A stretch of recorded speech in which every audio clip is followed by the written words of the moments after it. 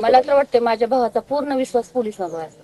मला जरी नेलं तरी पोलीस येतील, मला एक वाटतं असं की पूर्ण केसचे जे पोलीस असतील ना त्या दिवशी मला तर वाटतं तेवढ्या सगळ्यांना फाशीची शिक्षा द्यायला पाहिजे मॅडम. कारण इतका विश्वास ठेवून जर ते असं करतात म्हणल्यावर. आणि पोलिसांवर काही नाही विश्वास ठेवायचा तर ठेवायचा कुणावर? ठेवायचा कोणावर? अशा वेळेला पोलीस स्टेशनचे लोक येत नाहीत तर येतात कुठले लोक? त्यांना यायला पाहिजे होतं ना. त्यांचं काम काय नेमकं? एवढं मोठं झालंय म्हणजे कसं होतंय कल्पना पण करू शकत नाही आपण. एका चांगल्या माणसाच्या असं होतंय म्हणजे इतकी त्यांची ओळख होती पोलिसांची, शेवटच्या क्षणापर्यंत त्यांनी वाट पाहिली असेल आणि हे इतका विश्वासघात करतात म्हणल्यावर किती अवघड आहे. तर कधी कधी मग ती न्याय नाही मिळाला ना, जाऊ दे आपण नाही जगायचं. न्याय जर मिळायचं तर मग आपण सगळे मरूया, जगण्यात अर्थच नाही. आणि घटना पण काही अशी झाली दुपारी, ते पण मेन हायवेवर. नाही कुठेच नाही आणि सोबत तो असताना दिशा तर दाखवी नसतं काहीतरी केलं. त्याला पण इतकं वाईट वाटतं ना. सिक्युरिटी आहे ना, तुम्हाला सिक्युरिटी आहे. नाहीतर लातूरमधून पप्पा एकटेच येत होते. बसने आलेली तिला नाही गाडी आणि 5 मिनिटाच्या अंतरावर तो बसला. कारण की टू व्हीलरवर हे 3 जण होते, त्याच्यामुळे मग त्याला गाडी दिसली, त्याने फोन लावला, अण्णा मी येऊ का गावाकडे, गाडीत आहे का जागा? पप्पा म्हणले आहे. मग 5 मिनिटाच्या अंतरावर तो गाडीत बसला. आणि त्यांना आधी इतकंच माहिती होतं की ड्रायव्हिंग पप्पा करायलेत, पण हा ड्रायव्हिंगला बसला होता. त्यांनी आधी ड्रायव्हिंग सीटवरच हल्ला केला. नंतर पप्पा बोलले हा सरपंच नाहीये, मी सरपंच. नंतर पण तो म्हणला त्यांनी माझ्या पप्पाला हे. मग ह्याला पण तिथं हातापायी करून मग हा नंतर पोलीस स्टेशनला गेला. मग आपण जाणार कोणाकडे? आधी पोलीस स्टेशन कडे जातो ना, असं झालं म्हणून. तर पोलीसच याच्यात असतील म्हणून काय. महाजन जे आहेत मॅडम मेन गुन्हेगार आहेत ते आज मी पोलीस स्टेशनला काम करतो. आज याच पोलीस स्टेशनला मला परत दे. 3 दिवसापूर्वी त्यांनी त्याचं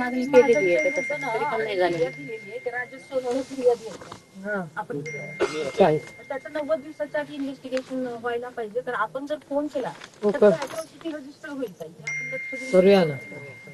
कारण प्रकार त्या महाजनला ती मुख्यमंत्र्यांची वेळ मागितली आहे ताई. हा म्हणजे त्याला मुख्यमंत्रीच वाचवा येतात. पहिल्या दिवशी मुख्यमंत्र्यांनी हाऊसमध्ये सांगितलं की देवेंद्र फडणवीसनी त्या महाजनला क्लीन चिट दिली होती. ताई त्यांची बदली नको तिथल्या पोलिसांची, डायरेक्ट त्यांना शिक्षाच झाली पाहिजे, फाशीच झाली पाहिजे. एवढीच इच्छा आहे हे सगळं झालं. पोलीस स्टेशन केसलाच नको आहे, त्याचा उपयोग त्यांनी कशामुळे केलं? पैशामुळेच केलं असे नाही, पैशाच्या जीवावरच केलं. ते काय पैसे खातात का? अन्न खात नव्हते का? नोटाच कागदच खाते. आणखीन त्यांचं एक म्हणणं आहे अश्विनीचं, त्या मला म्हणतात समोरून माझ्या नवऱ्याला मारायचं ना. माझं म्हणणं ते काय म्हणते हातापायी झाली म्हणून त्यांना व्हिडिओ काय युग झाला. मग त्यांनी माझ्या मिस्टरने जरी 10-15 लोक होते त्यांच्यासोबत, माझं म्हणणं त्यांनी त्यांचं अख्खं गाव घेऊन यायचं ना, आणि आमच्या इथल्या स्टँडवर मारायचं, अगं घरी मारायचं, असं गपचिप का म्हणणं न्यायचं त्यांनी. आणि हा भीत नव्हता, ह्याची चूकच नव्हती ना कुठलीच. कधी अर्ध्या रात्री बेरात्री कधी पण यायचं नव्हतं. सरळ सगळ्या बरोबर संबंध जेवढे होते राजकीय पदावर असताना सगळ्या पक्षावर एवढे चांगले संबंध काही नाही कुणाला कधीच. निवडणूक झाली की दुसऱ्या मिनिटात म्हणून म्हणलं राहा, मला तर काम होते तो लेकरासाठी पण मेंबर आहे ना. ते बी परिस्थितीला बिलकुल नव्हती. बूथ कमिटी ना, बूथचे अध्यक्ष ना भारतीय जनता पक्षाचे. नाही पण म्हणजे ऍक्च्युअली 1:30 वाजता हिचा फोन आला होते गावाकडे यायले ताई, स्वयंपाक संध्याकाळी करा. अश्विनीचा लातूरून निघाला तो. 1:30 वाजल्यापासून मी पण फोन केला नाही. मी फोन 5 वाजता तुम्ही घरी वाट बघत आहे की आता नाही 5 वाजता फोन केला, जेवायला कधी येणार? तर 5च रिंग वाजले. पुन्हा मी काय केलं, फोन उचले ना म्हणून, म्हणजे मला वाटलं मी फोन कट केला की कुणाचाही फोन किती वेळ, एक रिंग पहिल्याच रिंगला माझा फोन उचलणारच. आणि मग नंतर थोड्या वेळानं केला तर फोनच स्विच ऑफ. मग लगेच मी धनूला केला, अरे धनू दादाचा फोनच स्विच ऑफ झाला म्हणलं. आणि तुम्ही जेवायला वाट बघताय. सोडायला तरी सुद्धा काही वाटलं नाही बघा. ते म्हणला मी दादाला बघतोय, तरी मी वरण फोडणी टाकलं, कुकर लावलं आणि गवारी निवडत होते बघा, पिठाचे गवारीची शेंग तोंडी लावायचं. मनात कसं येईल ना कुणाच्या, आपण आपलं वाट बघत. एक पण दिवस मॅडम कधीच भांडण नाही ना झालं ताई त्यांचं कुणासोबतच इतके वर्ष झालं. विषय भांडण्याचा विषय म्हणजे असं होईल असं काय म्हणून त्याला भीती वाटत नव्हती एवढंच. आणि ते सतत म्हणायचं प्रत्येकाचं चांगलं केलं, माझं कशाला कोण वाईट. व्यसन मुक्ती सुद्धा ताई किती केली त्यांनी. 40 पण 40.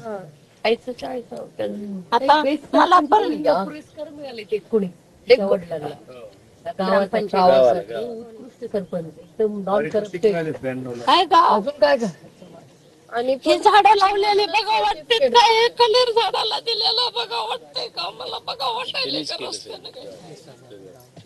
मी आता मला पण थोडं सुधरत नाही.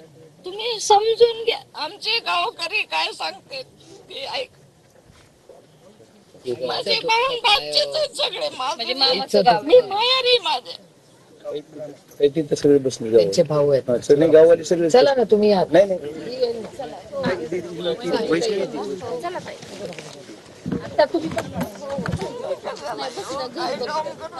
आई नको रडू, त्या आपल्याला न्याय मिळवून देतो.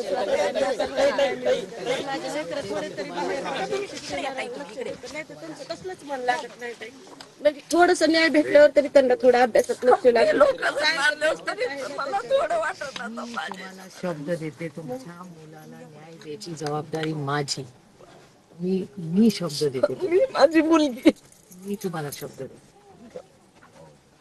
माझा शब्द आहे तुम्हाला. मी तुमच्या मुलाला आणि तुमच्या नातवंडाला न्याय देईन. तुमची सगळी लढाई तुमची नाही, माझी आपली लढाई. ज्या अश्रू आणि काल मी येणार होते ना, काल रात्रीच मला अस्वस्थ वाटत होतं की काय तोंड दाखवणार मी तुम्हाला. मी काय काय कसं भेटणार मी तुम्हाला. आई ऐकून घे, रडू नको. रडू दे ना, त्यांचं मन हलकं करू दे. किती रडणार होत 3 महिने होत. काय करू पण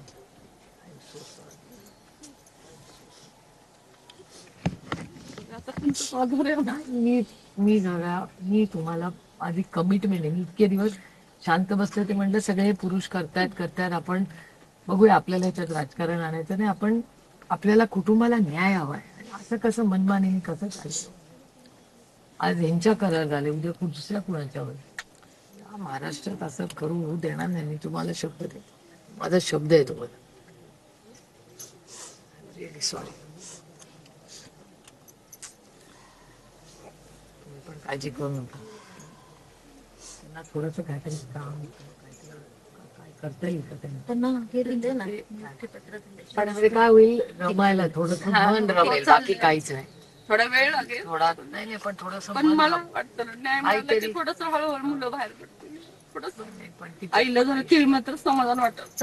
प्रोटेक्शनची फार गरज आहे. पोलीस चौकी मागा आपण एक मसाज नाही या फॅमिलीला पहिलं करू ना. यांचा आता पोलिसांवर विश्वासच नाही आता. नाही विश्वास.